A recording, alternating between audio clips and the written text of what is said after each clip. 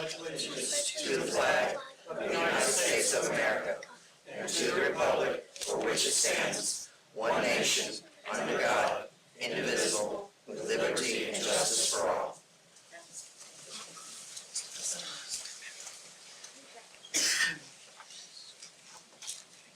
Two things before we move into our moment of silence.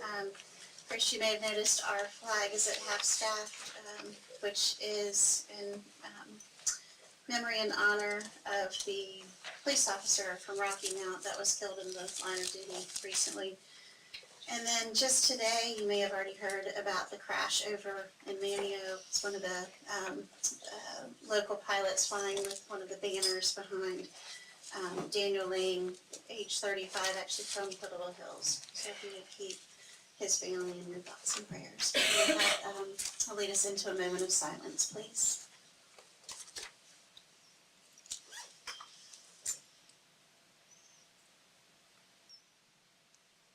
Thank you.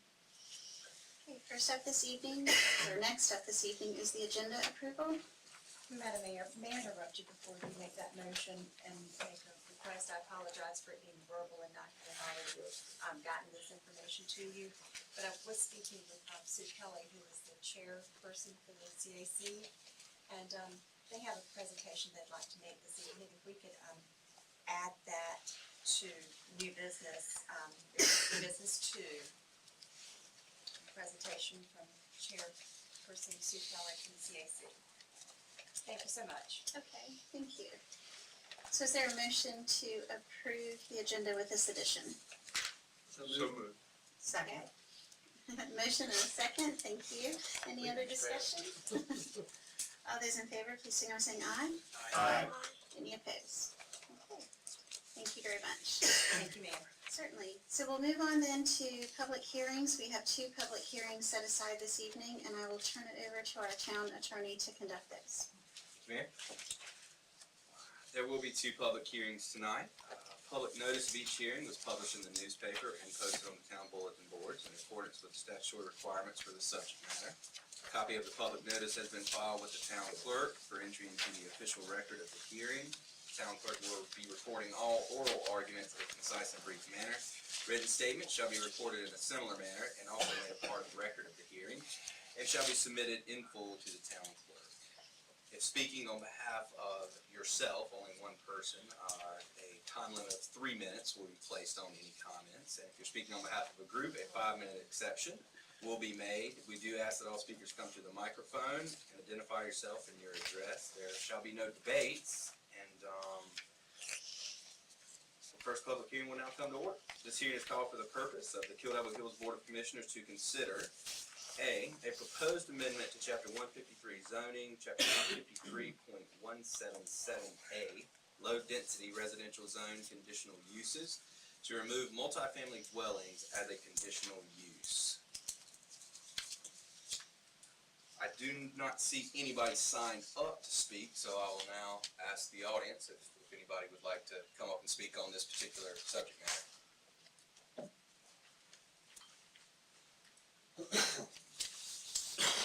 Good evening, Matthew Byrne, 1623 with Duck Lane. It's not my favorite thing to do to publicly speak, but I feel like I need to be here because I submitted some comments for the last public forum and I haven't received any response from any of the commissioners at this point, or the mayor, so I feel like I needed to be here this evening. I think what's happening on this proposal is that it's kind of a reaction to what's happened with the Water Oaks subdivision.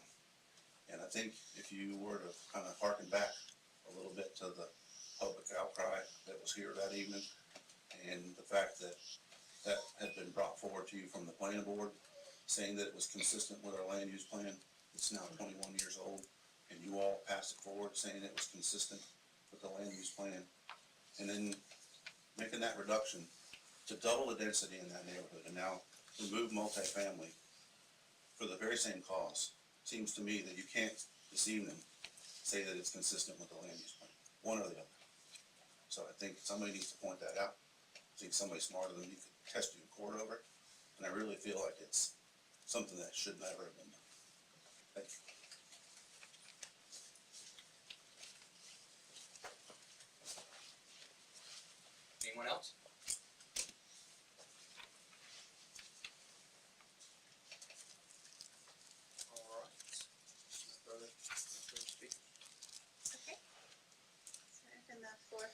for board comments, discussion? I'll go first. I appreciate the part of this change that kind of preserves the traditional nature of single-family homes in our residential area. But we do have a problem with workforce housing in Philadelphia Hills and Greater Dare County. I would like to maybe pause a little bit on this and see maybe what the Chamber of Commerce has to say. They've already presented to the Dare County Board of Commissioners and made some zoning recommendations to address workforce housing, and I think that if we make this change today, we could potentially be removing a tool that really could be a potential bonus for expanding some workforce housing in the future. Now, I'm not totally closed-minded to this change. I just think with some of the issues at hand today with housing availability that I'm a little cautious here. Other comments, input? Yeah, I have a few comments that I'd like to make as well. My first question is this a time-sensitive decision that has to be made? I too share some of what John was saying, that, you know, in recent news articles, Dare County has set a public hearing for July the 9th, where they're going to be talking about workforce housing. There was another article in the Outer Banks Sentinel that cited a meeting in Nags Head, where they're examining the workforce housing, and they pretty much came to the conclusion that there's a crunch as far as you know, being in a tough situation providing this the workforce housing. They indicated that some businesses are having to shut down 1 or 2 days a week because they don't have enough employees. It also indicated that they wanted some sort of an allowance for accessory dwellings. I think that this could be a valuable tool for us, and I'd hate to do away with it until we see the full impacts that it could possibly have for us. I think it could work to our advantage. I don't believe I'd support this at this point. I'd like to hold off and get some more information. Other comments? I'll share my thoughts on this. Without a doubt, I think there's unanimous agreement that there's a workforce housing issue in the Outer Banks. It's also not a new issue. It's an issue that dates back many years. We used to have an organization, the Outer Banks Community Development Corporation, that was in existence to help deal with that. Funding at a federal, national, or at a federal level, state level, and local level all went away, and that organization then folded. But I look at this as this particular ordinance change or ordinance amendment. I don't draw the synonymous relationship with workforce housing. I think they're actually two separate issues. The way this leaves the town vulnerable right now, someone could go occupy the property and put up something like the luxury apartment, so to speak, Run Hill. That's not solving workforce housing. That's not a negative thing towards those apartments. They could put up an Oyster Bay. That's not workforce housing. So I don't think I think it would be a misnomer to assume by not voting on this, we are making a vote in support of workforce housing. I don't see the two being synonymous. The other thing is, as we all know, ordinances are living, breathing documents. I mean, they can be changed at any time. So I applaud what the chamber is doing. I sat at the meeting where they presented to Dare County, and I heard that they were going to come to each municipality and make a presentation where they were going to analyze every town's ordinances and make recommendations. And the list that they provided to Dare County was extensive, and will send the planning department for Dare County spending quite a bit of time at looking at those. But I think that's great due diligence that we need to do, and I think that's a place to start. That in and of itself is going to be a long process, I believe, and I do think it's going to require extensive, as it should, public input and comment, because when you start talking density and you start talking workforce housing, it's a great idea until it's beside you sometimes, and that's one thing that we really need to be conscious of we did take a lot of heat for what happened back, at what now is gonna be the Water Oak subdivision, and we still are. At the time when the board made that decision, it was to actually, create something that is more consistent with the houses and the residential environment that's back there by having single-family dwellings versus a big condo or apartment complex or something. So I do believe the board acted consistent with what we would like to see in the town and what's existing in the town. I think, to your point about a time crunch, I don't think there's a time crunch per se, but I believe until you make a change, you're leaving yourself, so to speak, vulnerable for someone coming in and doing a development that may not be what ultimately we want to see in the middle of a residential subdivision, so to speak. And again, not speaking site specific, but in a broader term. I personally will stay very open to when the chamber comes to us and we vet whatever recommendations they have and look at it within our overall larger ordinance and taking it to the citizenry to say, okay, is this something that we embrace in the town? And I do think that the wonderful opportunity we have is we can do that at any time. So I'm in support of this at this time because I think, again, it protects us where we are now and then leaves the door open for us to do. And I don't think it removes a tool because I don't think this is necessarily the right tool for workforce housing.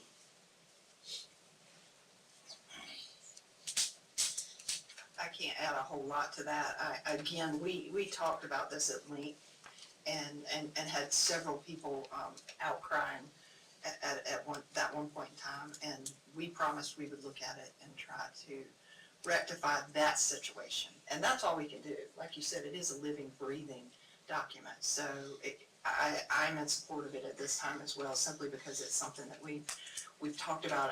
I've heard lots about it, and I just think we need to do what the citizens want.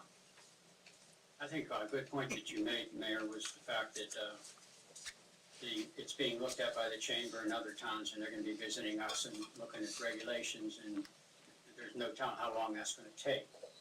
I mean, it doesn't sound to me like something that's gonna be solved in too short a time.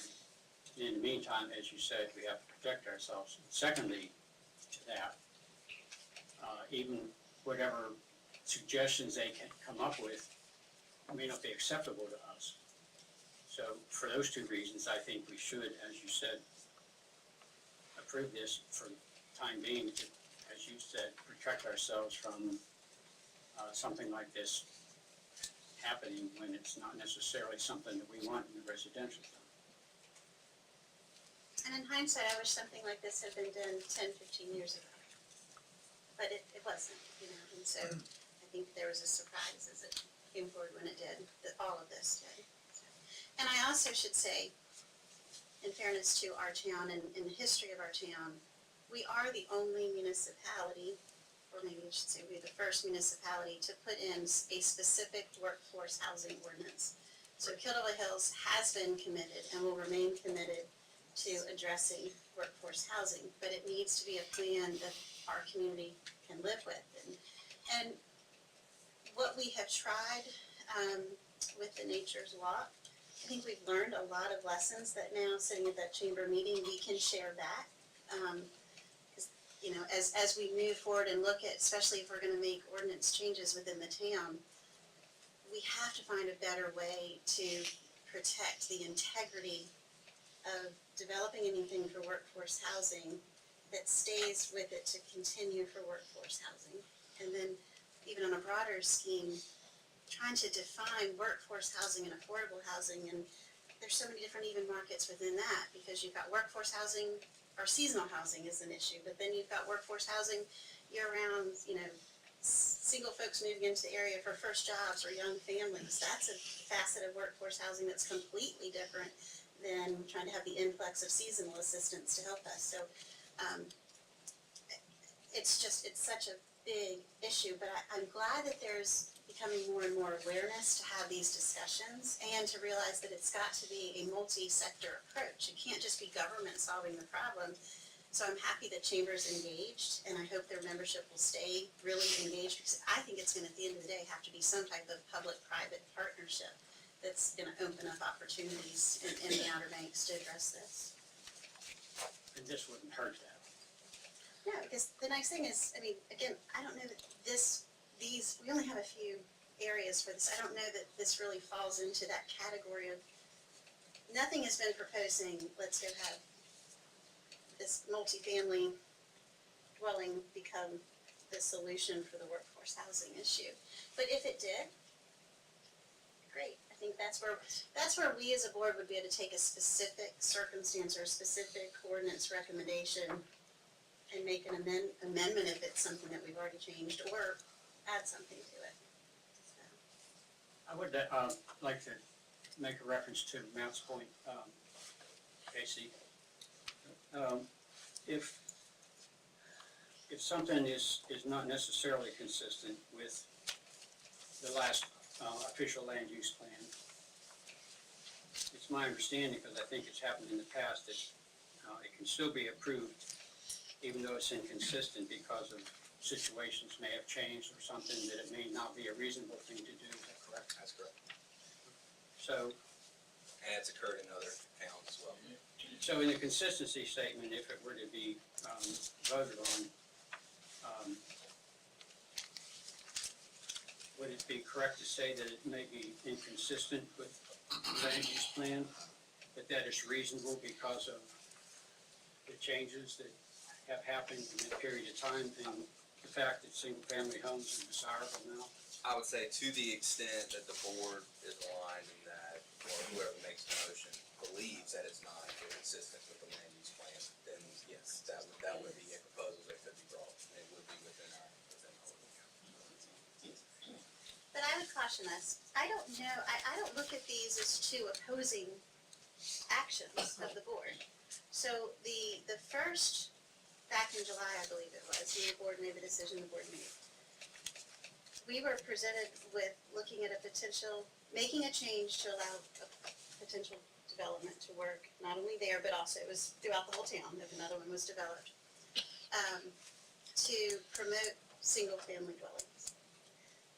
This is to remove the multi-family dwelling as a conditional use, because we believe where these opportunities exist is really promoting, or is really directed towards single-family dwelling.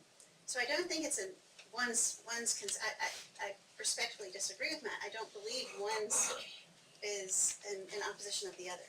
I believe we're carrying through with some consistency that we started back in July with the first action the board took. That's my take on it. And to clarify anything I may have said, certainly only issuing legal opinion on the question asked, not rendering my own opinion of whether or not this is consistent or not. Hurry yourself. Hey, Did you have something you wanted to add as well? The 1997 land use plan specifically addresses a three-tiered approach to our zoning, which says the best and most preferable use west of US 158 is single-family dwellings. And that is in the 1997 land use plan. And it's also currently part of the draft of the land use plan we have moving forward. So based on that, it would be consistent. Yes. But you doubled the density on that property, that was inconsistent with the land use plan. I'm not saying tonight's action is, I'm saying what you did was. And at that time, that was the issue. You doubled the density on that property. Blatantly inconsistent with the land use plan. If I had the money, I'd sue you. This is not the appropriate forum for that. I'm sorry you disagree with us. Okay, so any other comments from the board? Other than, I would state that, my biggest concern with this or issue with this is the fact that I think that if you're talking about condominiums, you have to have over 5 acres for those to be developed. I think this would even go into, accessory dwellings, which could be you know, a tiny home or something, a grandmother's suite or whatever, as far as an accessory structure. And that's probably the biggest hangup that I've got, more so than it being tied directly with the affordable housing, which I think it would help there as well. But I think there's another need for it as far as an accessory dwelling, that could maybe benefit the town. And that's my hesitancy. Isn't the 5 acres referencing, what was the thought, planned unit development, is that right? This isn't, The this five isn't, eight, we're getting the subdivision confused with this amendment. Right. The subdivision which changed modified the lot size was for subdivisions greater than 5 acres. It did not modify any subdivisions less than 5 acres in size. The residential low zone as written, you do not have to have 5 acres to do multifamily, you have to have 30,000 square feet. Not 5 acres. And, a mother-in-law suite is not multifamily. You can do 2 dwellings of any size. If you have 20,000 square feet right now, they can be separate dwellings, or they can be a duplex. If you have 30,000, you can do multifamily. Would this prohibit it? If this was removed, would No. that prohibit that? It would prohibit the 3 or more units, Gotcha. yes, Okay. but it would not prohibit a mother-in-law suite if you had 20,000 square foot of Okay. land. It would not prevent 2 independent dwelling units being on the same property. And if it's a mother-in-law suite that doesn't include a kitchen and it's attached to the house, it could also be permitted. Right, right. So it does not preclude that type of, living quarters. Gotcha. Just 3 or more. 3 or more. This is what it would eliminate, 3 or more units. tell me again about the 3-tiered, that you referenced. The 3-tier approach to zoning, it takes each section of our town and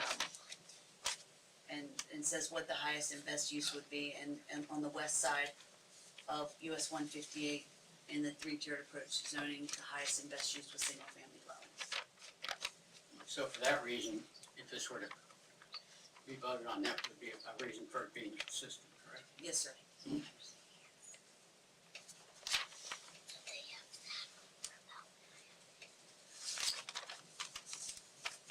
Additional discussion or questions, comments? One quick comment, I'm happy that we can have this discussion. I think that there's gonna be some quality opportunities to move forward with this multifamily and workforce housing in the near future. So this could be a start of some positive dialogue and hopefully some good change.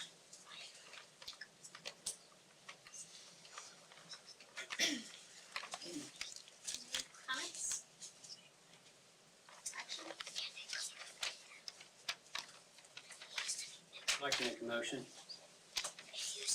Make a motion, we approve the proposed amendment, chapter 153 zoning, 153.117A. Low density residential zone, conditional uses, remove multifamily dwellings as conditional use. Also, the Board of Commissioners finds that this proposed amendment to chapter 153 zoning, 153.117A, low density residential zone, conditional use, remove multifamily dwellings as a conditional use is consistent with all comprehensive plans or other officially adopted plans of the towns of Kill-Devil Hills that are applicable, and that the amendment is reasonable and in the public interest because in the three-tier system, the residential, the preferred development in the residential zone is single-family residences. There's a motion on the floor. I'll second that. There's a motion and a second. Any further discussion? All those in favor, please say by saying aye. Aye. Those opposed? No,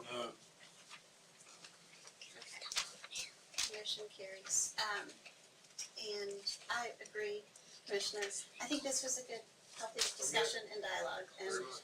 I appreciate the board, being able to have these discussions. I think, oftentimes we are unanimous in our decisions, but there are times when we're not. And I think when you can have healthy, wholesome discussion, it's absolutely appropriate, and it shows the strength of the board. That's right. For independent I agree. thinking. So thank you all for that. It is fluid and something comes up, we can come back to it.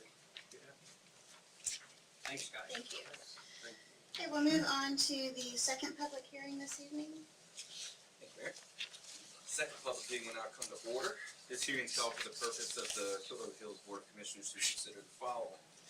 Requested amendment to chapter 153, specifically chapter 153.002 definitions, chapter 153.096L, ocean impact residential zone permitted uses, chapter 153.076 subsection FF, commercial zone permitted uses, and to create a new section, chapter 153.290 cottage court, to modify the existing definition of cottage court, add cottage court as a permitted use, and create associated regulations for cottage court. Again, I do not see anybody signed up to speak on this particular subject matter either, so does anyone from the audience would like to speak? My name's Eddie Goodrich, and I'm the applicant. I think this is a good first step toward an alternative to larger houses, 18 to 20 bedrooms. And I ask that you approve it tonight. However, I will come forward later with some alternatives that I think may be as good or even better, but different alternatives to larger houses, more family oriented. I think everybody here understands where I'm headed and what I think is, I think it'll be good for the town, as a matter of fact. I think it'll be good for the tax base for that matter. I think it's better than condominiums, for instance, even though that's how people, in density, condominium ownership is really not really good for the town. Because it doesn't generate as much tax base. It might sound unusual, but it's a fact. What generates tax base is land.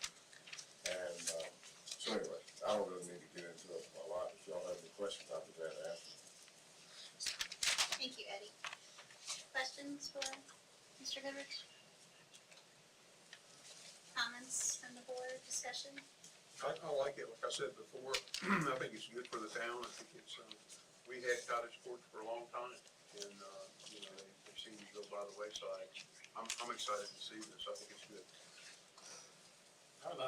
Thank you, Mr. Goodrich, for bringing this to us. I think it's a good idea. I like the idea of having some more options for the oceanfront, and I support it.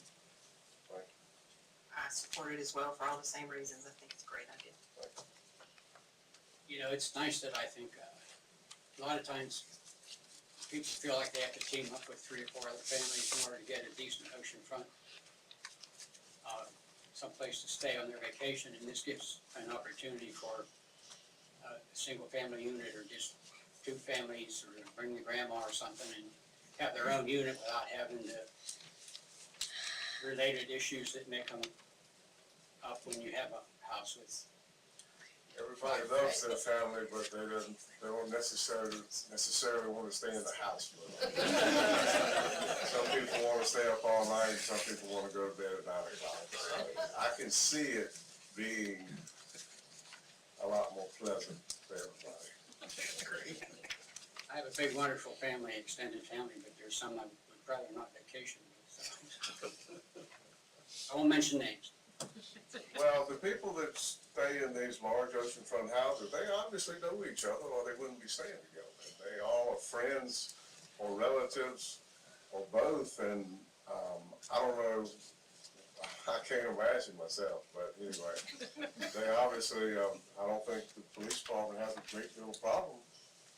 You know, it doesn't appear to, from what I understand, so. Again, they obviously know each other. I know the license plates are from all over, up and down the East Coast and everywhere you can imagine, so they're all friends or family for a week.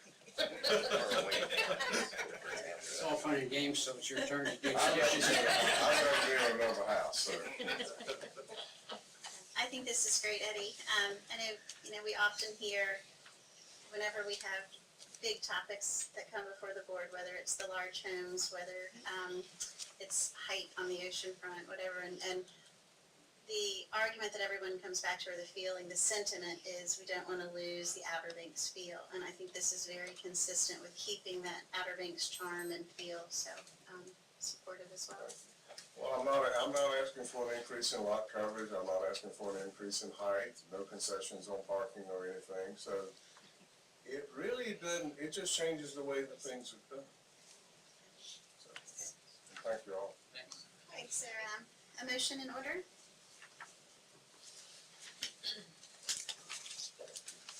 I'll make a motion.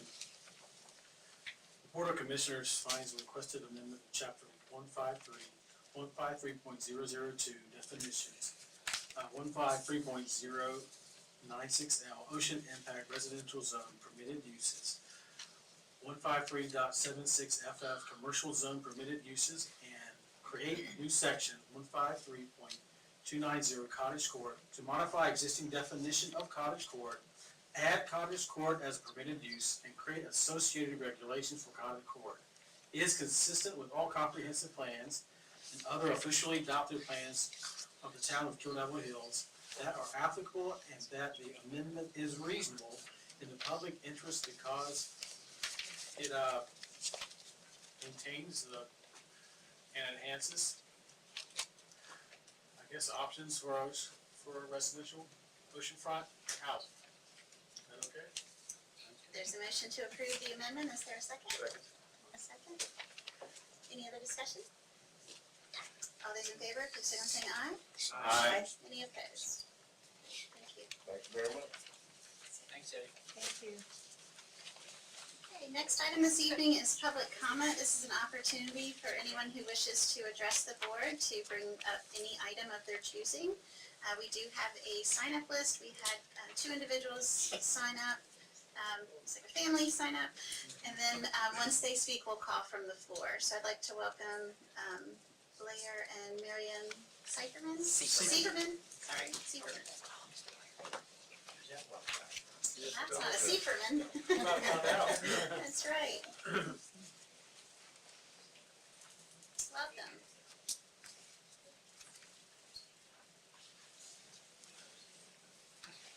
I love when it gets shy. My name is Marion Seiferman. I am the PAC committee chairman for the PAC 116 in Kill Devil Hills. I'm also the advancement chairman for the Boy Scout Troop 116 in Kill Devil Hills. My name is Blair Seiferman. I am the Cup Master of PAC 116 and the Scout Master for Troop 116 in Kill Devil Hills. We'd like to just bring to your attention tonight, we are having a car wash this Saturday in benefit for firefighter Louis Rodriguez. Louis is also a father of one of our scouts, of a son similar age to this young man right here, Mr. Oscar. And he is battling thyroid papillary cancer, which has metastasized to his lungs. He's a single dad. He has to go to and from Duke quite often. And he has just recently, this last Tuesday, went through surgery. Thankfully, came out very well. We have not gotten all the results yet, of course, of what that is. He is looking forward to a lifetime of treatments. He is just also just recently come from Collington Fire Department to Kill Devil Hills Fire Department. So he doesn't have a whole lot of time built up in order to take this time off. So monetarily, it's going to be quite hard on him. Some friends of his have put together a GoFundMe account, but I wanted to do a little bit more.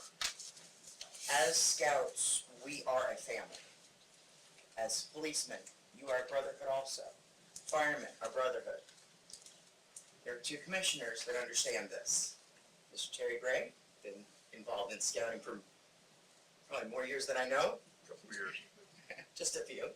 And recently, Mr. Windley. So we feel like instead of just handing some money to this GoFundMe account, we'll be done with it. We want to participate and we want to help him more. So we're getting the car car wash together along with a bake sale. And if anybody would like to donate to the bake sale, that's great. That'd be wonderful. It's gonna be Saturday, June 30th at the Outer Banks Presbyterian Church in Kill Devil Hills. And some of our younger scouts will help us take care of the bake sale. Some of our older scouts will help us take care of the car wash. Unless you want it. You want a car wash? You want to wash cars too? My dad made me help. You gotta love the honesty of children, you know. But yes, if you wanna wash the cars, you can, absolutely. But we're gonna have some of the older Boy Scouts, some Kill Devil Hills firemen are gonna come help, some Collington are gonna come help, and of course, any of our leaders. If anybody else would like to come and have a hand in it, I think, more than welcome. I think Mr. Gray's gonna be there with the cars with us. I'll be there with you. Wonderful, that's wonderful. So we just wanted to bring this to your attention. He's a very devoted father. And when you see the two of them together, I just can't Peas and picture them carrots. apart. Peas and Just carrots. can't picture them apart. So I want to do the best at everything that we can for them. Thank you for listening. Thank you. Thank you very much. Thank you, Oscar. You can go with Grandma Grandpa now. We'll let him go now. Thanks.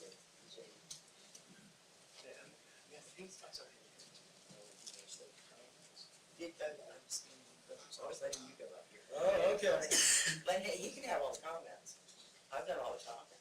If anybody would like to know anything, you know. We're also looking for service projects with the Cub Scouts and Boy Scouts as well. So, if any of the towns, need some flower beds, the Cub Scouts can usually handle that, or anything of that nature, we are willing to help with that. Or anything bigger. for the Boy Or Scouts. anything bigger. Eagle projects. Yep, we need Eagle projects.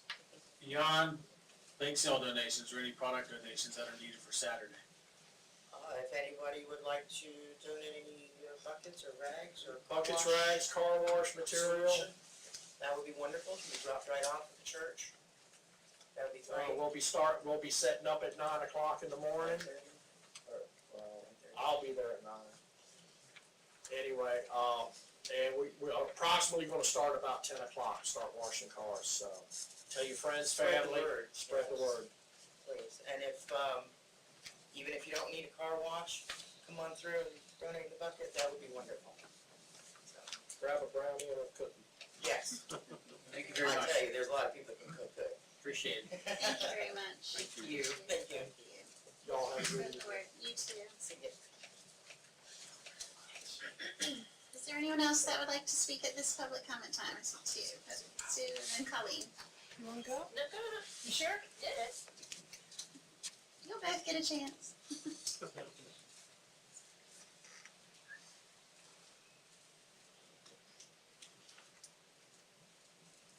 Hi, good evening.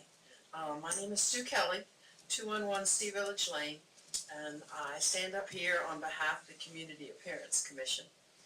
Right now, the Community Appearance Commission has two really interesting projects. I'll mention one first because I'm going to talk a little more about the other one. One of them is to encourage everyone we can in business in the whole area to continue to use paper instead of plastic. And we are working on that, developing that, putting together a letter that we hope to go to local businesses to encourage that. But that's one thing. The other thing that we're into is our Kick Butt Committee. Now, we've gone around about the name of the thing, and we've kind of stuck with the Kick Butt Committee.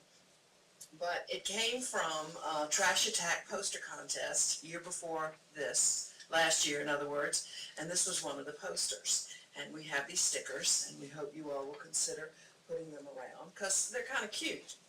But there's a couple other things that we hope to do with this campaign, and that is get the word out about how toxic cigarette butts are. They contain anywhere from 165 to 200 chemicals. They do not, people tend to think that the cellulose comes apart, disintegrates over time, but it really does not. And most all of us can say that we realize that this town and everywhere you go is loaded with cigarette butts that people just throw out. So one thing that we've researched now fairly thoroughly and bring to your attention is the possibility of having these cool little individual butt containers. And I'll be glad to pass this one around if you'd like to see it. But somebody mentioned if it's a fire hazard, but it looks like it's been made so the interior is all metal so that you wouldn't have a fire issue, and I think that's really important. And by the way, let me say that this subcommittee of the CAC has some really good people working on it. One of them is our very own fire chief, who's played a big role, and also Captain Evans, who's played a big role from the police department. So it's a committee that's not just the CAC, but is other folks from the community like Surfrider Foundation and others. And it's an exciting group to work with because we're all pretty excited about this idea. So basically, what we have before you, based on some research that a couple of us have done, is we could buy these and we could put a version of this logo on it. And we are proposing to get some to hand out at National Night Out, which I believe is August 27th up at Lowe's. And then the next, not too long after that, is the Ice Cream Social. So here's the deal, they're not cheap. At 500, the price is $1.67 a piece. There's a $40 setup charge, and that only provides for one color. In other words, if we get the white ones, it would be black. If we order the black ones, it would be white for the picture. And we had thought we would really like to also put something on the reverse side, like don't throw this away or don't discard or something that would make people not just toss it. Because we are proposing that if you all want us to do this, that we give these out on National Night Out. Later down the road, maybe we could sell them. But it would probably be at least $1,000 to get 500 of these, and that would mean we probably wouldn't add on a lot of stuff. We probably wouldn't be able to do the reverse side and add color, maybe one color to the logo that goes on. So it's probably, like I said, at least $1,000. And so whatever you all feel comfortable with saying for us to do, I was pleased to hear that you wanted to go ahead and take this up now.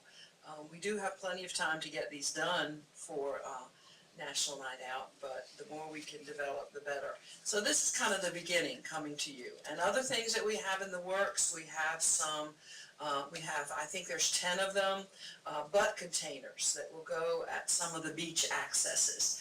And they'll go at the ones where we have a business or a group that monitors the beach access, and they'll be responsible for emptying them. So we've talked about putting those up and where we want to put them. And there's some other things in the works too. But we hope you like the idea. We'd love to see KDH become known for this good project. Let me just mention in closing that we are meeting, the Community Appearance Commission is meeting tomorrow morning in this room at 8:30. And they are open meetings. We welcome anybody joining us and encourage you to do so. If I left anything out, there are some people in this room who will mention whatever it is. Thank you. Thank you, Sue. Thanks. As far as discussion of this, because this is, it's a funding kind of request too, let's move that to, we added item number 2 under new business to discuss that, so we'll do that then. That's Madam Mayor, I'm just told by Assistant Chief Harris that National Night Out is August 7th. But we're okay. The company that makes these is talking about a 2-week turnaround. A week for production and then shipping time. So we should be okay. Thanks, Sue. All right, thank you all very much. for your work. Colleen, did you still wish to speak? I did. Hey y'all, Colleen Almany, 900 9th Avenue. I just wanted to take a minute to let you all know that I appreciate the fact that Matt came out and has a question about whether what we're doing is consistent, because that's our goal. And to be able to say we are consistent and this is why, I think is really important for people to hear, so I appreciate your feedback to him. And I also wanted to, for everybody in YouTube land, this is one of the reasons why it's so important that you come to meetings and you go to the planning board meeting. I was at the planning board meeting where that was discussed, and I was able to hear all the reasons why it was good and hear some of the concerns that were mentioned and have a full understanding about why decisions were made. So I want to continue to encourage the public to come and listen and ask questions so they really know what's going on. Being a volunteer with the League of Women Voters, when it comes time for local forums and the public asking questions, I always tell everybody, don't ask too many questions, because the only thing that people are going to answer are the last things they hear. One of the first things that Matt said was that he had reached out to the Board of Commissioners and he didn't hear a response. I can tell you that in my past 12, 13 years of dealing with the town, I have sent a lot of emails to different members of the town, and sometimes I get a response and sometimes I don't. And I don't know if maybe this is just an opportunity for the town to have, maybe consider some type of autoresponder. We've received your email, thank you for submitting your comments. If we have any questions, we'll reach back out. Or if there is a mass email sent to the entire Board of Commissioners, if one person wants to respond with feedback, I think that's great. Sometimes I send something and I've heard from one of you or three of you separately. But sometimes people send things and they don't hear anything, and there's nothing worse than feeling like you're not being heard. And I know that that's been such a focus for this board for a very, very long time. Even though we don't agree, we want to hear from you. So maybe that's just something we can look at down the road to make sure that everybody who submits something actually knows that it's received. Could be a typo, maybe it's floating out in, email land. And I would hate for somebody to be watching a video of this meeting and having somebody stand up and go, I reached out and you didn't say anything. I find it hard to believe that with a concern that great that nobody said anything, but I certainly don't want that to be the impression, and if it's the truth, I don't want anybody to walk away from that. So I just wanted to say that maybe we have an opportunity to sort of sync things together and make sure that where there is a beginning, there is also an end. Thank you. Thanks. Thank you. Does anyone else wish to speak at this? Hey, welcome, Mr. Gary. Good to see you. My name is Duke Garrity. I'm the legislative chairman for the Outer Banks Home Builders Association. I apologize for the lateness, but there was a traffic accident in Manio. Traffic was backed up. We have been an advocate for some more multifamily housing. The Outer Banks has created, a lot of the towns just kind of neglected it. And every time we lose another area and we don't talk about multifamily. Now, I don't think there was enough land here that's gonna make a difference one way or the other. And we don't wanna confuse workforce housing for affordable housing, but we need a place for people to rent. People who can't afford the down payment, can't get a mortgage, and it's a crisis situations. I see people, some houses, some places that are loaded up with 8, 9 cars in the driveway, sharing rent. And I give a lot of credit to, and we've joined with the Chamber of Commerce right now in their housing initiative.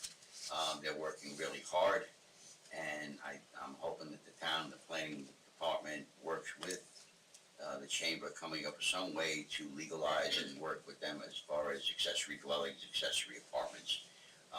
That's the low-hanging fruit, and that's the easy one to grab if you can meet setbacks and if you can meet septic requirements, which is gonna be a big thing right now because there are some changes that have been enforced in the last year for septic, so it's gonna be a tough fall. But we need places for people to rent and workforce to rent. It's an area we created, and it's something that's been neglected for far too long. And I'm here advocating to work with the chamber. We are the Realtor Association. Kitty Hawk has changed some of their zoning policies now to accept accessory dwellings. Manteo, downtown Manteo, city, they changed theirs a few years ago. Their county is having a meeting in July on changing theirs too. So I'm hoping that the county of Kildover Hills joins in the conversation and let's work through this together. And every little bit helps. But I mean, I have people come in my office and call me, for years, and I say, you just don't qualify. You just can't do it, Maybe this is not the area for you, but we can't, it's every business here is having trouble getting employees and keeping employees, and that's the nature of the area we're in. But I'm hoping, and I just wanted to put a little bug in everybody's ear and work with the planning department and the chamber, and see what we can do. Maybe we can make a small difference. Thank you. Thank you, Duke. Is there anyone else that wishes to speak? This is public comment time. Okay, we'll move to response to public comment. And So I don't know if you heard, I think you and Dana were speaking, but we will follow up on yours. We had added that as agenda item number 2 under new business, so we'll discuss that then. And then, Colleen, following up, I appreciate your comments. So I think it's worth sharing. When we get written public comments submitted, so for someone who doesn't attend a meeting but sends an email, which is what Matt did, he sent I think a 3-page letter before the last time we were discussing. That gets a response that says we've received it. Typically either Mary, sometimes Michael will send that and say we've received it, it's been forwarded to the board and will be part of the written public comment. And that did happen with that. Now, I don't, and I can't speak for the rest of the board, but I don't then say, yes, I've also received your public comment and I've read it. I think it's an expectation for me to read whatever is submitted, just like we had another one that was submitted for tonight. I think if someone has a specific question that they want answered, then absolutely. And sometimes it is a little confusing because someone will send an email out and throw it out to the, boc@kdhnc.com, and instead of getting 5 different responses, or, that sometimes is confusing. I think it helps when someone addresses it to one of us to respond to. But oftentimes, whoever sees it first may jump in, or I'll say I'll take it, and we, quite frequently though too, sometimes things are so technically specific that we're gonna consult and honestly direct it to town staff to respond, and they typically say, the mayor forwarded this to me, I'm following up, or so on and so forth. So, speaking for me personally, I don't have a practice of responding when someone sends in written public comment expressing their opinion on something. I will read it and accept it, but if it doesn't end with a specific question that they want a direct response back to, then I'm not responding to that. But that's just how I personally handle what's submitted. So, someone has a different practice, or Well, sometimes the emails, and it's very few, are just sort of rambling and commenting and about issues and maybe complaints or saying something good about it. And it doesn't appear to me sometimes that they're looking for anything that's specifically, like you said, what's your position on X or Y or anything. It's just, almost like they're trying to start a dialogue, and that's not something we typically do on back and forth in that forum. We usually do that here at the meetings. And I've answered emails that I've received personally or that we've received. There was one not too long ago, and I said I'd take this, and we did it. And I hope people don't think we're ignoring them, because we're not.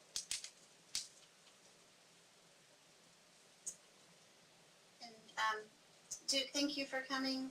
Are you familiar? I know I sat in the meeting where the chamber presented to Dare County, and they said they were going to make rounds and present to each municipality. Do you know if that's still on their It's agenda? on the agenda, yes. I spoke to Bob Peel last week, Okay. and he couldn't make our legislative committee meeting, and we're a little late to the table. We knew what was going on, but Maxine and some of the people who've been attending, and on that committee, that subcommittee, we have members that are on that subcommittee that you have with the chamber. It's a good thing, but trying to get around to 6 towns and 2 counties, and now, if you're not aware, Will Kelly has went to the Realtors, working full-time for them, so guess who inherited it back? It's like the mafia, you just can't get out. But we'll work with you, and we'll look at them. This is something we've talked about for years and years, and I worked with Richard Johnson with Dare County, and Dare County did change some ordinances, but not in the R1 zone. I said, you can't put an accessory apartment where people are. It's a win-win situation. You've got people who could live in the apartment and rent their house. You qualify for a higher mortgage to buy it, plus you're giving a rental to a young couple, a young person, 2 people sharing or something, We're not looking for boarding houses, but we've got to make a start. Multi-family and large rental units, to make them affordable is almost impossible because of the cost and the cost of the land, unless you get grants. And then there's a lot of restrictions. And I'm not an expert on it by any means, And I think everybody's learning as we go, but they are gonna, if they haven't made a presentation to you yet, I'm sure he will, and I'll recommend it when we meet this week. Great, and we welcome their, Thank you. their visit. So, Yeah. thank you. Thank you. Any other comments? Okay. We will move on then to introductions and presentations, and Laura Gilreath, our own, is with us tonight to talk about Neighborhood Watch, so welcome. Hey, good evening. We've had some interest from community members about bringing Community Watch or Neighborhood Watch back. So we're gonna be having an interest meeting for the community to come out July 25th at 6 o'clock. It's gonna be in this room here. And it'll be between community members and some police, some of us at the police department, and just talk about maybe restarting the Community Watch, kind of the new, what we have in mind, and get some feedback from the community and kind of what they want to see, and work together on that. So July 25th, 6 o'clock in here. Wonderful. It's great. That's great. Thank you. I think that's really good. You know, I've had a lot of people that have talked to me about it in the neighborhoods, and, you know, hopefully we'll have a big turnout so that people can get excited about it and involved with it. I think it's something that would help our town. It's great, thank you. We notifying people, on the sunshine list. Mike, would you know? Are we notifying people on our sunshine list Yes, about sir. this? Notified you all first, and then everybody else. Thank you. Put on Facebook and what, our website and all that, wonderful. Thank you. Good job. Will animal control be there? Will animal control be there? I get a lot of questions directed to that. For animal control, a lot of times more than just crime concerns.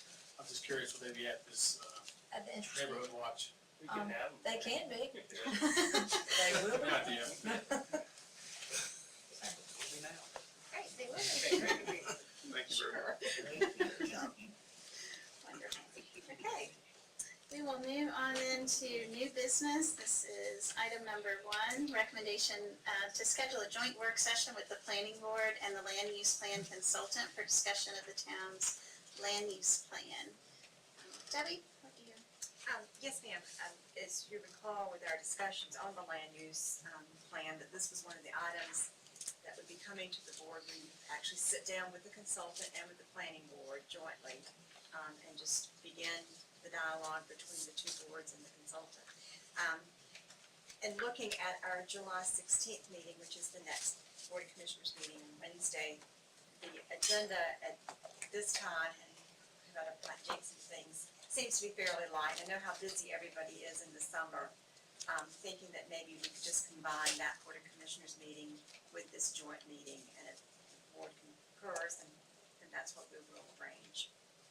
And having a joint meeting was discussed at the planning board. Okay, so the date's been shared with the planning board? No. Oh, just discussing the concept, but not the date? Right. Okay, we wanted to verify the date here first. We will, yes, but we wanted that to come from this group, this board. I have a comment. We talked about this a while back when we had, set our schedule, and I think you and I both had conflicts that week. My conflict was changed from the end of the week to the beginning of the week, so I won't be here on July 16th. The Department of Insurance is having their Medicare conference in Greensboro on Monday, Tuesday, and Wednesday, so, and that's a mandatory conference for me. So, but I think we had conflicts the rest of the week. Well, the conflict was actually the week before. The conflict Oh, was. did we just move it to We that moved, week? we moved the meeting to the middle of the month and just have one meeting. The original meeting would have been, on the 9th. Yeah, I asked to have that changed. Right, so that, whoever had a conflict, it had to do with that. So, and I'm sorry, I said Wednesday, it's actually the next Monday, the Monday. 16th, the 16th.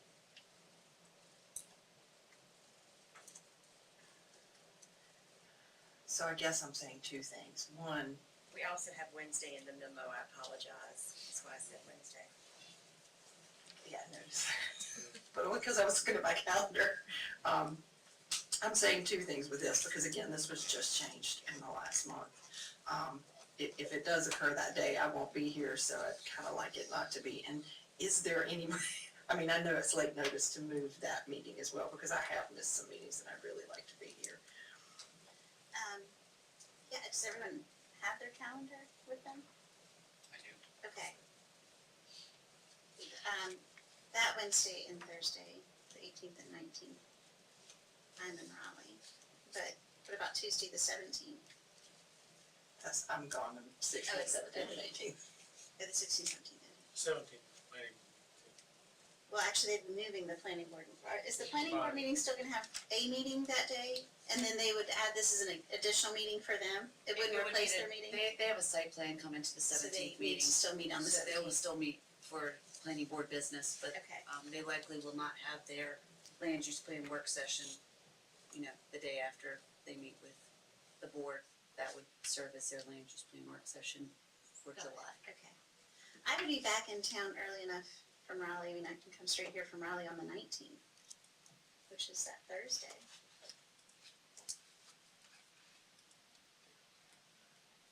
That was a deep sigh over there. Am I interpreting that doesn't work? Okay, if it doesn't, we'll We can keep, make it have work sessions, just wonder if it can work. sure. I lead a boring life, I'm open. Do we know if it works for the town, for the meeting room and for, Oh, the takes precedent, company. okay. The Are 19th? we okay, Debbie, with your schedule or Oh, yes, staff ma'am. schedule? Yes, ma'am, staff will be here. I can stay in Maine a couple more days. The 5:30 time? 5:30, 19th. Yes, thank you. Okay, so since, we would be changing, we will need a motion then, since we're changing our meeting schedule. Yes, ma'am. Um, And in that motion, you can say that that would be your joint work work session. session. I will make a motion that we change our meeting, our regular scheduled board meeting from the 16th to the 19th at 5:30, and also make that a joint work session. With the planning board, great. Okay, so there's a motion Second. and a second and a third. Any other discussion? All those in favor, please say by saying aye. Any opposed? Okay, great. Okay, and then we added under new business item number 2, the report from the Community Appearance Commission, which we've heard from Sue now, the report, so there was a specific request then before the board to consider some funding. Currently there's no funding associated with any of our committees. So I think, we just need to talk about that if we want to allocate some funding, then would be asking the town manager to look for a source for the funding. Personally, I think it's a neat device. I don't know if the committee's looked at, are there any pricing options out there, or any other devices similar, or is that just first one and went with that? Chief Tilley did look into one, and we've also been in touch with Virginia Beach, which is doing something very similar. Sandy Markland found this company for us and talked with them, and then I followed up and talked with them. So I wouldn't say that we vetted them, 110%. We did not look at a whole lot of different things.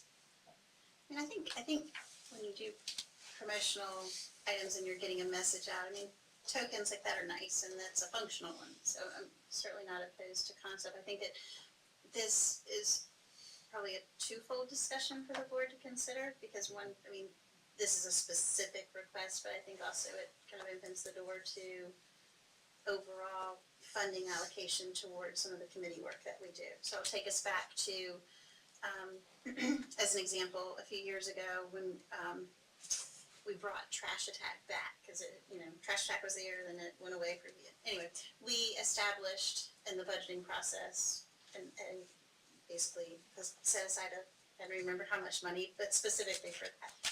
Then when we started the commissioner reception as a committee and commissioner, we set aside funding for that in the budget. So it helps from a planning perspective and for staff direction perspective to know what funds there are to work with, and for a committee, so they know what they have within a budget. So, but we find ourselves just at the heel of completing one fiscal year, starting in the next one, and we've already approved a budget, so we just need to kind of open up for discussion on what the board, how we want to address that.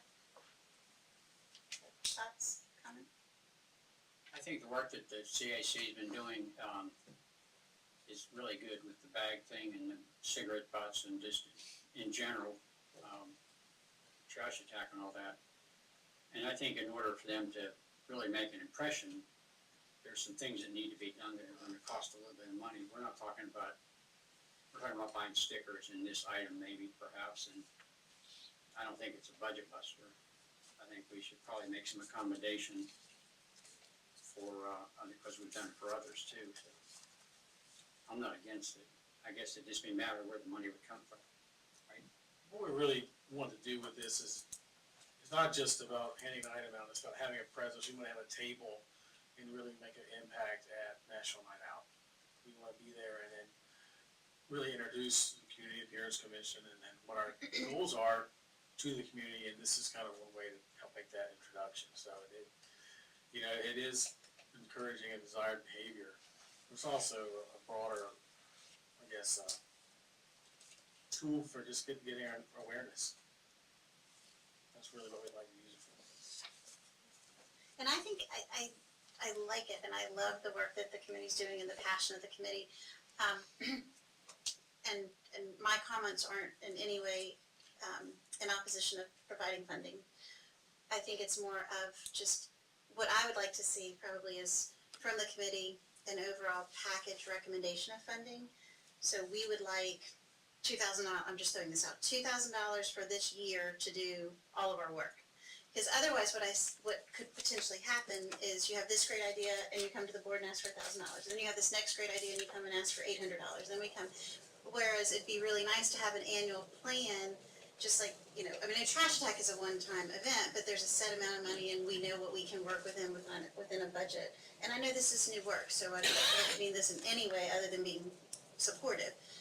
But that would be my message is can we look at what do you think the overall needs are and put a budget together, and then we can come up with can we find money for this year, and then in future years we budget it and have a lump sum that says this is what you have to work with for this year to start your branding and getting your word out, and that way you've got several events already on your radar that you want to do some promotional items. So that's just where my head is. Well, we have a meeting in the morning. I think we can take that feedback back and take it around some, and maybe come back with something more comprehensive. I guess fair.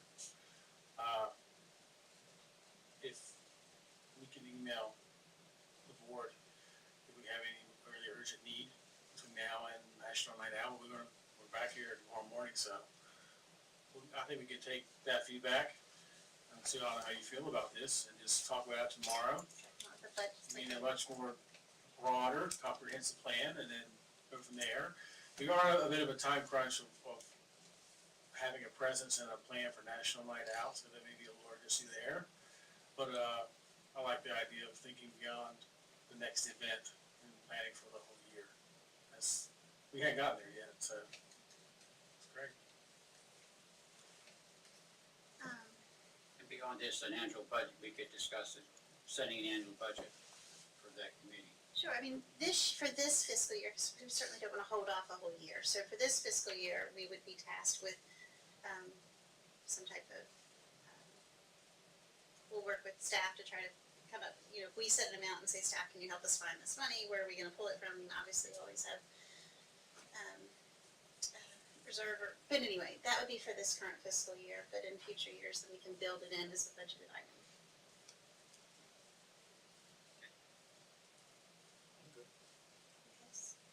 May I make a comment? I'm sorry. Yes, I please. don't mean to belabor it, but I just have real concerns with our next board meeting being the 19th of July and National Night Out being the 7th. I just don't see the turnaround for your little things that quick. Perhaps what I would like to recommend if the board is interested in doing this, authorizing the town manager to find the funds up to a certain amount for the butt thingies. As far as National Night Out, and I know you guys are working on bags, and that's great, but for National Night Out, we have those recycling bags that we purchased, and Mary told me we have about 70. If the board has no objection, I would suggest that we donate those to the CAC. You've got your bag, you've got your thing, your butthole, I don't know what to call it. It looks cute, but I don't know what to call it. And you put your little kick butt thing, you put your materials in the recycling bag. If the people don't need the cigarette thing, they can still have the recycling bag. I think that helps get your presents out. It keeps everybody from biting our fingernails as we get closer and closer to the 7th of August. Because both dates just got changed as for what we thought they were gonna be. So that would be my suggestion if the board concurs. And yes, ma'am, I will find the money if that's what you like. Okay. In the new budget. Right, and then you still could address it tomorrow. Yes, because I still as a think it should whole. come back to us, and this just becomes part of whatever that goal is. Right. But it doesn't, we don't miss the opportunity at National Night Out then. Yes, ma'am.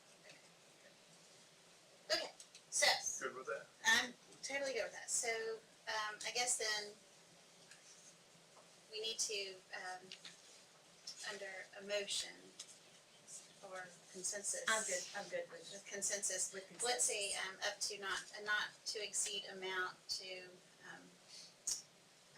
authorize Debbie to work with the CAC to purchase the cigarette disposal item, promotional item for National Night Out. I think I heard you throw out 1,000, is that what I heard? If we don't do any add-ons in additional color or the reverse side printed as well, I think we can get them in hand for $1,000. 800 and something plus shipping and tax. So does the board want to do that? Yep. Okay, so not to exceed 1,000, and then the CAC committee will work to, come up with an annual, a proposed annual budget that then we'll vet through here and see. Okay, thank you. Thank you. Very good. Okay, we will move on then, well, we're gonna move on to committee reports.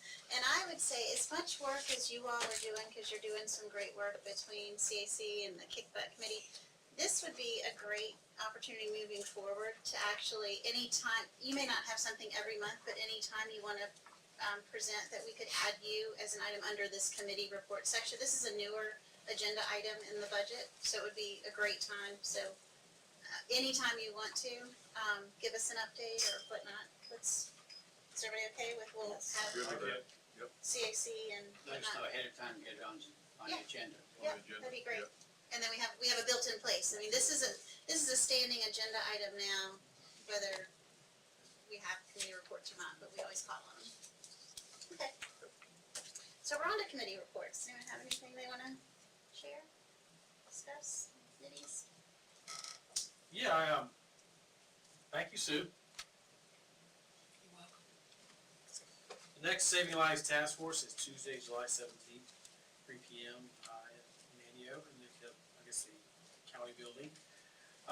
They did postpone their June meeting to kind of the busy summer months, so should be rather content heavy in July, and I would encourage anybody who'd like to attend to go. And our next KDH Kick Bus Committee meeting will be July 18th. It'll be a busy week for us. This in here at 6 o'clock tonight. So that's all I got. Thank you. Anyone else?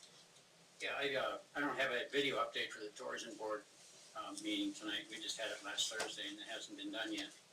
There's a couple of things we talked about, the tourism, the Visitors Bureau purchased the property across the street, the South Beach real property, to be used for parking in the future. And the building is still there, and the building, it was assessed, we're not sure if it can be kept for any purpose in the future, storage or something. We got an estimate on at least getting the roof fixed, and it's about $5,500, I think, to get the roof fixed, so we can maintain the integrity of the building. It has been no decision made whether to do that or not, but we did get that. And the other things we dealt with, and we had the same issue last year, was several businesses concerned about the carnival and feel like it's taken away from their business. And the board's position is, we had the same position last year, is that the facility is available for rent by any anybody, virtually anybody. I don't know what restrictions there might be, but if somebody wants to hold a carnival, we can't pick and choose who's allowed and who's not. That's not in our charter. We have to allow them to do it. We did decide to look at perhaps setting time limits to avoid somebody coming in and setting up for a month, you know. So we don't know what that time limit's gonna be, but it'll be discussed in the future. And,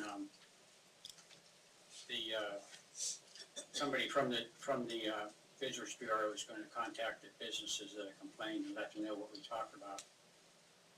And, I don't know that it'll do any good, for them, unfortunately, but it's kind of the nature of the thing that there's activities happening all the time in communities all over the country that are a one-time or an annual thing, and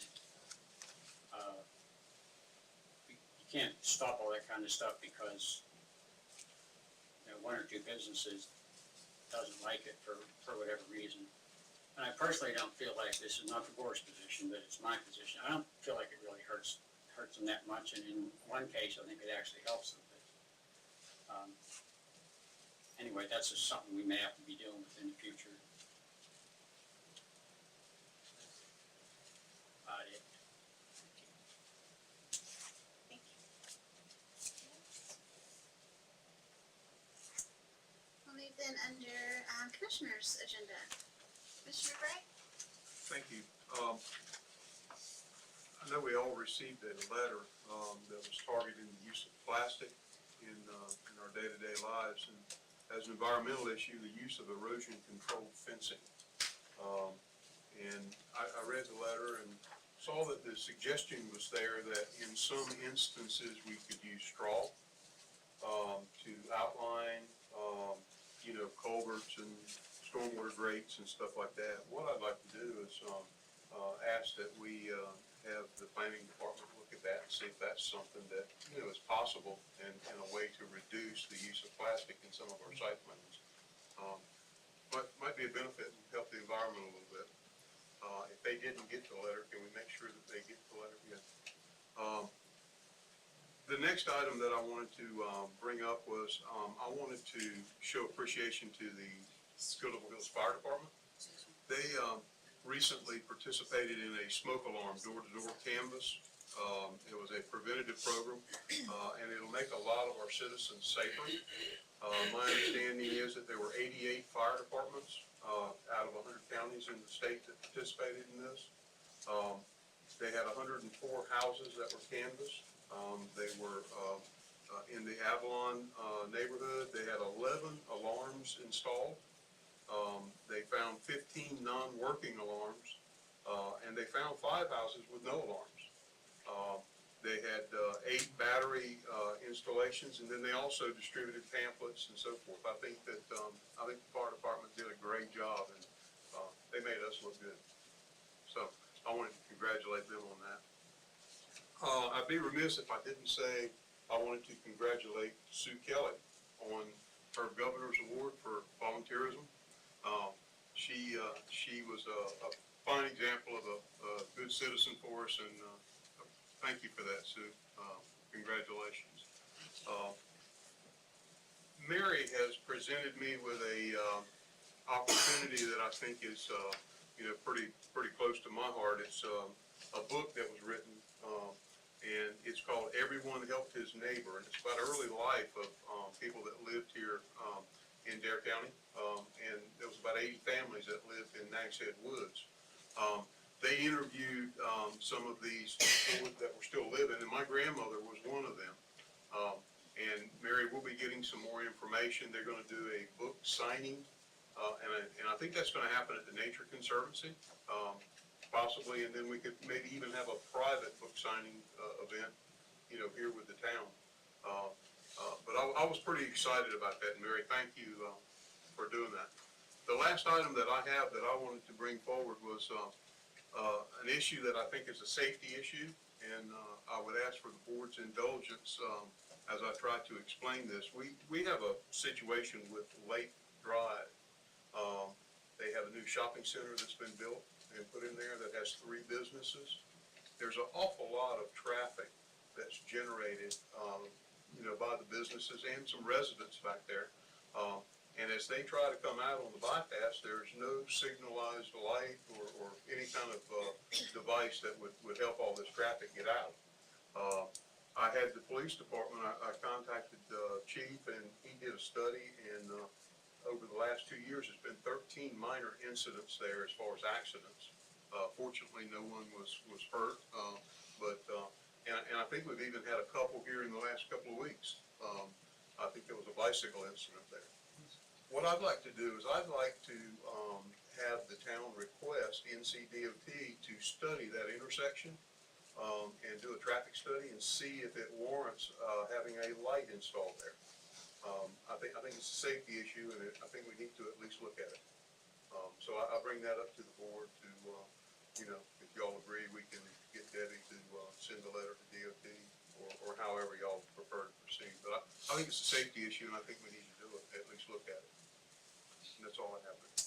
Is there consensus from the board to, have the board send a letter to NCDOT requesting a study of that? Everybody loves Country Deli. Well, unfortunately, they've had 2 of their employees get hit there. But that's a bad situation for anybody that gets hit. Okay, thanks for Thank bringing you. that forward. Certainly.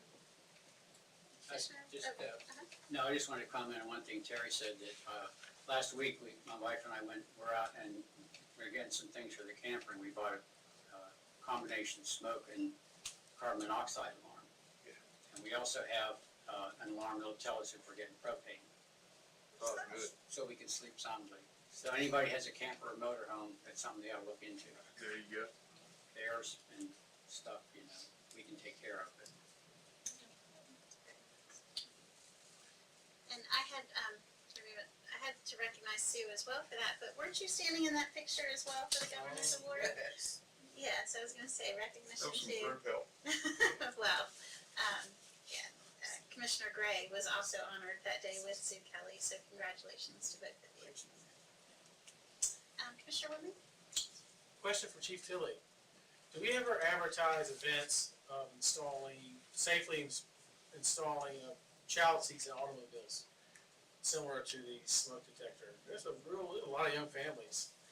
And I know after I try to put that car seat in, it's nowhere near as good a job as our firemen do. So I think that really is, are there ever advertised events for that in the community where people can come to the fire station and have their child seats installed professionally? No, sir, I don't think we've done it for the fire station. We do have periodic places throughout Dare County. Whenever we do a class, there's like so many that the students have to do, and we'll sponsor a location and advertise it. We can definitely put it on our website if we don't already have it there, that anybody can come by and get their And shake those things. Those guys, they do a phenomenal job installing those. So. Yes, sir. Maybe we can put it on our Facebook page, and we'll look into that. Absolutely. And again, thank you, Sue, and congratulations. And I attended the last Dare County Board of Commissioners meetings, and I learned that San Jose's ride motorcycles. Congratulations, sir. Well Thank done. you. Thank you. That's all I got. I'll say congratulations to both of you as well. Thank you. It does take a village to make everything run. Same here. Congratulations to you both. Okay, under Mayor's agenda, I also want to, we all received notice about Captain Evans announcing his retirement. So congratulations to you. Thank you so much for your service, and it was bittersweet reading that, but thanks for all that you've done for us. Town's been good to me, over 20 plus years. It's a great family, and one of the best boards, town manager on down. So thank you God for what you do. I'm honored to have served with such good people. You've been smiling a lot lately. The other thing, and we'll share this, if you haven't received it, I think it just was released today, maybe yesterday, but the Outer Banks Chamber of Commerce and the North Carolina Coastal Federation kind of joining forces. It's really to take the Don't Drill MC message further. They're actually hosting the Coastal Day of Action this coming Saturday, June 30th. And they're requesting engagement, not just here, but even on a broader statewide level. There's been recent action at the federal level that's really, really concerning for our area. There was a executive order that was signed that revoked the National Ocean Policy landmark legislation that was introduced in 2010 which really in essence was protecting the nation's marine resources. There also was a bill introduced in the House earlier this month that would penalize states that opt out or express their opposition of opposing any action to lease, permit, or regulate oil and gas exploration, development, or production. So it's just some really concerning items that have come out of DC. So basically this Coastal Day of Action is to kind of ramp up the whole Don't Drill NC. They're also encouraging businesses to, and certainly residents if you wish, to protect or to display the Protect Our Coast, Don't Drill NC yard signs. For businesses to add the Protect Our Coast, Don't Drill NC graphic to websites, putting messages on marquees, and using some hashtags, hashtag Protect Our Coast or hashtag Don't Drill NC in social media outlets. So anything any of us can do to help strengthen the efforts. So we all have remained in agreement of what a vital fight this is to oppose offshore drilling off of our coast for the numerous potential hazardous impacts. So. And then just real quick, a rundown of some important dates that we discussed tonight. So the June 30th also being the car wash. Thank you both for your initiative in that. I will be in Virginia Beach at a soccer tournament, but we'll drop off something ahead of time for that. But thank you for your support in that. And then the July 25th Neighborhood Watch meeting. We'll really try to widely spread that. And then now August 7th is National Night Out. So put those items on your calendar. And that's all I have this evening. Town manager's agenda? Nothing this evening. Okay. Town manager's agenda. Is it ever good when the town attorney has something actually on his agenda? I can't recall. What is on my agenda tonight? It's one of the reasons that I'm glad I don't have Facebook. However, my significant other does, so I did see the pictures that are attached to my letter. Essentially, what we've got before you tonight, board, as you're well aware, at 2047 North Virginia Dare Trail, an oceanfront piece of property, there was, over the past weekend, or 2 weekends ago, maybe getting my time mixed up on this, but recently, there was this slide here that you see, nice painter's tarp put out there, and right over the dune. Multiple painters. Right, and in constructing this, which it became a water slide, you'll see there the sand fencing and the sea oats, which were planted as part of our the beach nourishment protection and stabilization plan. It's a requirement under what taxpayers spent millions of dollars on. And the scenario where when this fine lady beside me calls me to her office, that I know that the business is in need of doing some business. So what we presented, what the plan that we came up with, is to present you guys with something to give us some form of direction. What we came up with was this letter. The purpose really of the letter is to demand restitution for what was destroyed, because again, taxpayer dollars put this out there.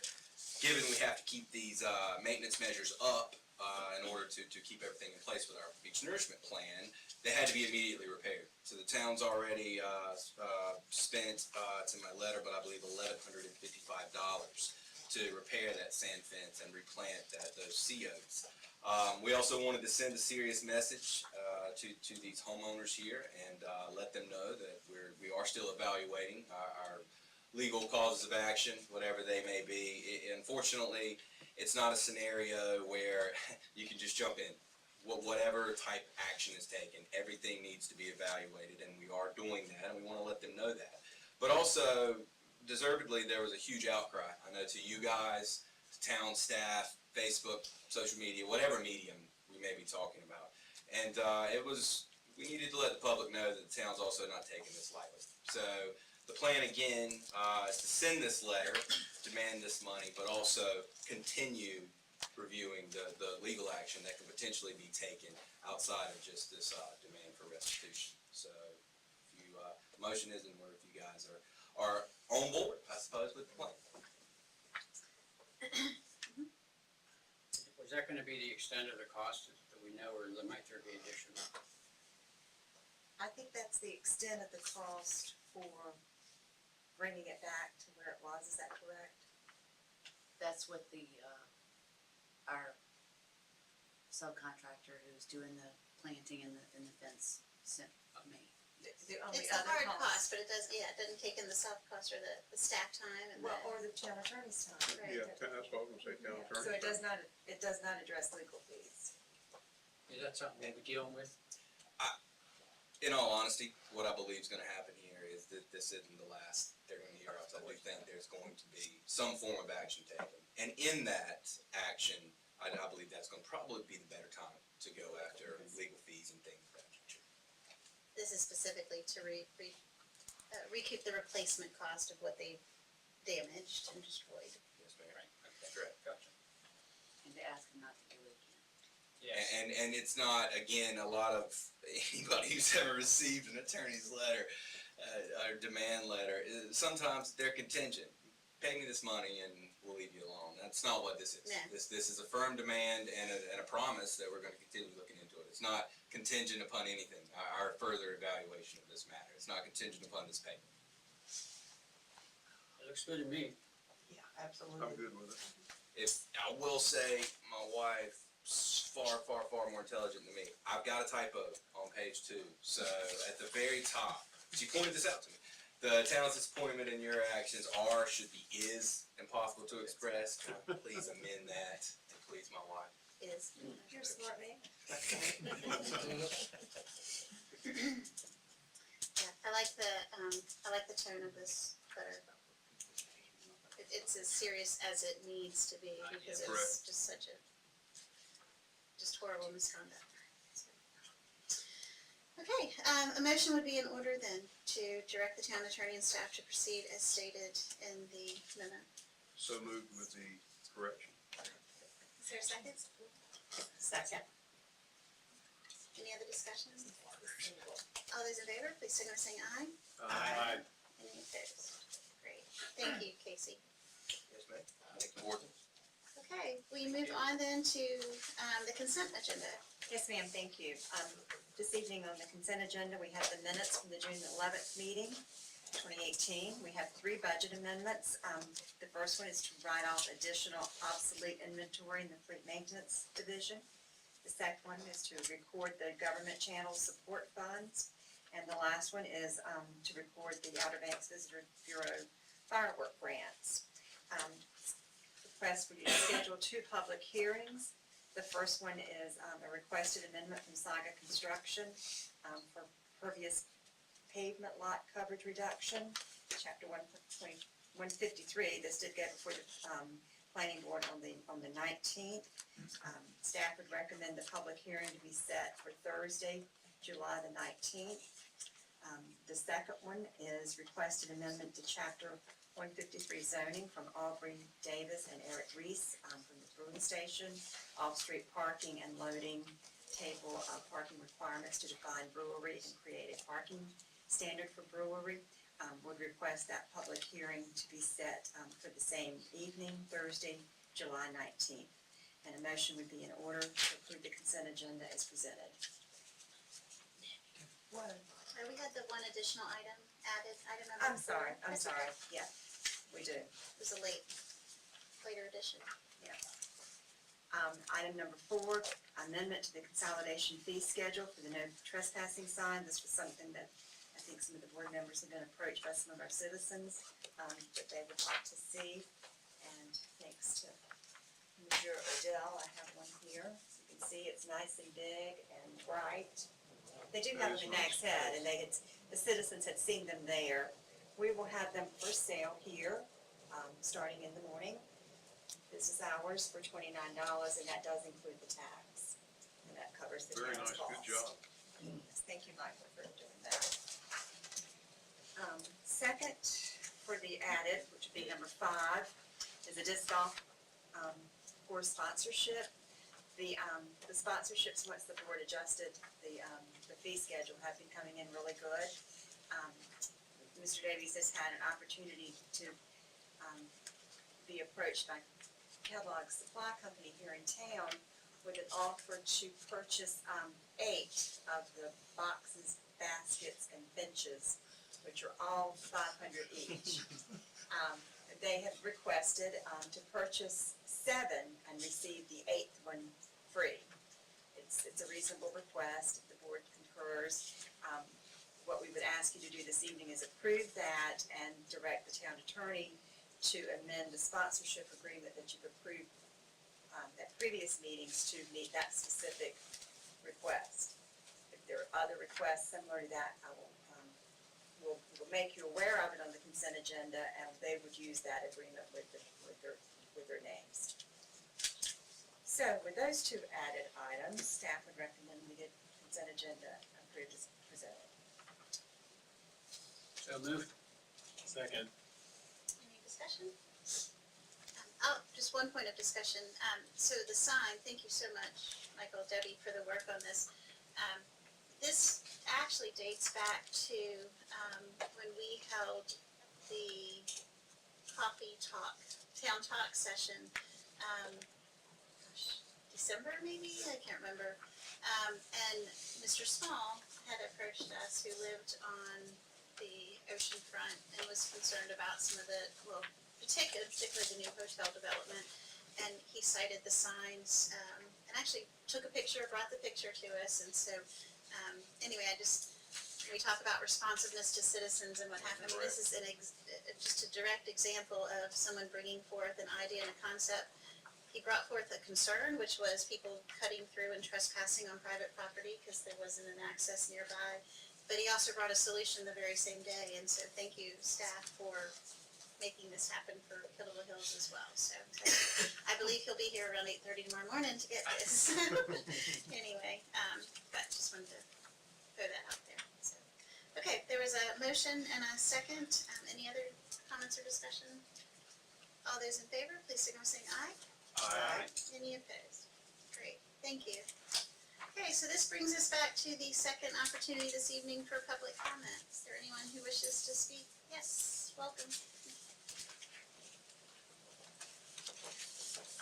James Almy, 900 9th Avenue.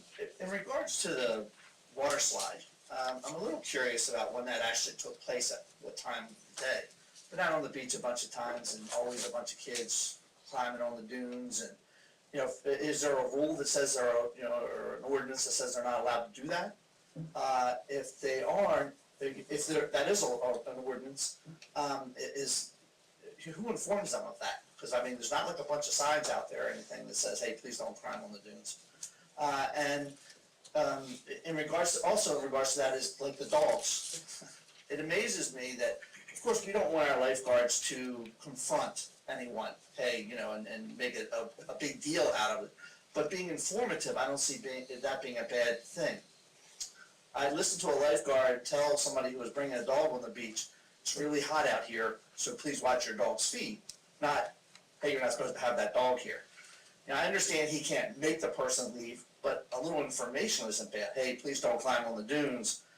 Please don't put that water slide up on the dunes. We don't allow that, and please don't have your dog out here because our rules say that you can't have your dog out here." Not, "Please watch your dog's feet on the sand." It just doesn't make sense to me. If they're gonna take the time to give some information, why not give the information that, you're not allowed to do that and kind of move on, as opposed to, making some big deal out of it or having a confrontation, but at least, giving them the information. Thanks.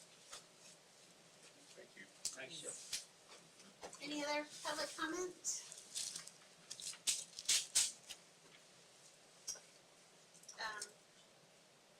Response to public comment? As far as, ordinance and, Think something we could consider if we wanted to be as specific. Sure. I mean, in this case, it's damaging public, I mean, it's Yeah, damaging it's property, sand they fence. took down a sand fence and pulled up and It's not damaged. just the dune, I mean, Right, I struggle to think that I'd have to tell my 5-year-old to not go tear the sand fence down, but that's, But these were adults. I agree, and that's, but I do think, I mean, if we, you know, it's something that we may wanna bring up and have a discussion in another meeting, if we think we need to. and it's more been on teeth my into mind, it was something. something that I was maybe gonna think about, I was talking about with my law partner, as a matter of fact, is there anything in our ordinances that we can do, perhaps to even convert it via ordinance, via statute, to a criminal, charge as well, something that you don't have to take to the DA necessarily, or something of that nature, just looking into it, I don't know at this point, I'd have to do more research, but that was kind of part of it, for sure. Sure. And, the other comment regarding lifeguard, I'm sure Chief Tilly took note of that, so obviously, you know, it's a balance for our guards and the customer service end, and then taking it on further to educate on what our policies and rules are, but always opportunity for improvement, so, but I'm glad that they were polite and, but a little more education certainly we can do. So. Any other comments or thoughts? Okay, motion to adjourn? So moved. Second. All those in favor? Aye. Aye. Any opposed? Great, thank you, have a good night. Thanks everybody for coming. Happy July 4th. Enjoy the fireworks next week, Wednesday.